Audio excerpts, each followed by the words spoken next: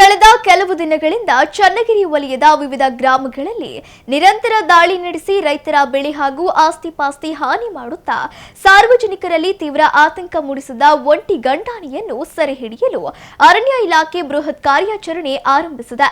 ಭದ್ರಾವತಿ ವಿಭಾಗ ವ್ಯಾಪ್ತಿಯ ಚನ್ನಗಿರಿ ವಲಯದ ರೋಟದಪಟ್ಟಿ, ರಾಜಗೊಂಡನಹಳ್ಳಿ, ಬಗ್ಗಿ, ನೆಲಹಂಕಲು, ಮರವಂಜಿ, ಹಲಕನಾಳ್, ಬಂಡಿಗುಡ್ಡ ಮತ್ತು ಸುತ್ತಮುತ್ತಲಿನ ಗ್ರಾಮಗಳಲ್ಲಿ ಈ ಕಾಡಾನೆ ಅಕ್ಷರಶಃ ಆಟೋಪ ನಡೆಸಿತ್ತು.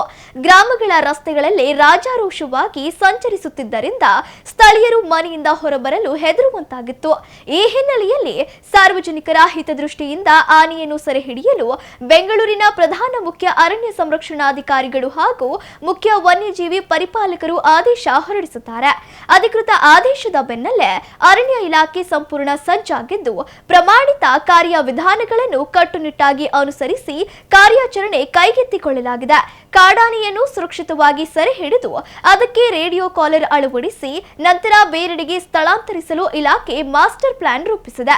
ಈ ಕಾರ್ಯಾಚರಣೆಗಾಗಿ ಅರಣ್ಯ ಇಲಾಖೆ ನುರಿತ ತಜ್ಞರು ಹಾಗೂ ತಂತ್ರಜ್ಞರ ವಿಶೇಷ ತಂಡಗಳು ರಚಿಸಿದ್ದು ಕೊಡಗು ವೃತ್ತದ ಮುಖ್ಯ ಪಶುವೈದ್ಯಾಧಿಕಾರಿಗಳಾದ ಡಾಕ್ಟರ್ ಮುಜಿಬ್ ಉರ್ ರೆಹಮಾನ್ ಹಾಗೂ ಸಕ್ರೆಬೈಲು ಆನೆ ಬಿಡಾರದ ಪಶುವೈದ್ಯಾಧಿಕಾರಿ ಡಾಕ್ಟರ್ ಮುರಳಿ ಅವರ ನೇತೃತ್ವದಲ್ಲಿ ತಂಡ ಕಾರ್ಯನಿರ್ವಹಿಸುತ್ತಿದೆ.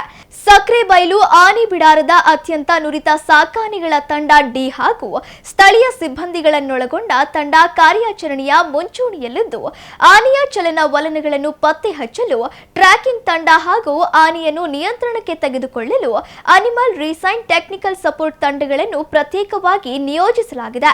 ಈ ಬೃಹತ್ ಜಂಟಿ ಕಾರ್ಯಾಚರಣೆಯಲ್ಲಿ ಭದ್ರಾವತಿ ವಿಭಾಗದ ಉಂಬ್ಳೆಬೈಲು, ಮಾವಿನಕಟ್ಟೆ, ಲಕ್ಕವಳ್ಳಿ ಹಾಗೂ ತರೀಕೆರೆ ವಲಯದ ನೂರಾರು ಅರಣ್ಯ ಸಿಬ್ಬಂದಿಗಳು ಸಕ್ರಿಯವಾಗಿ ಪಾಲ್ಗೊಂಡಿದ್ದು ಕಾಡಾನೆ ಸೆರೆ ಕಾರ್ಯಾಚರಣೆ ಆರಂಭವಾಗಿರುವುದರಿಂದ ಗ್ರಾಮಸ್ಥರು ನಿಟ್ಟುಸಿರು ಬಿಟ್ಟಿದ್ದಾರೆ.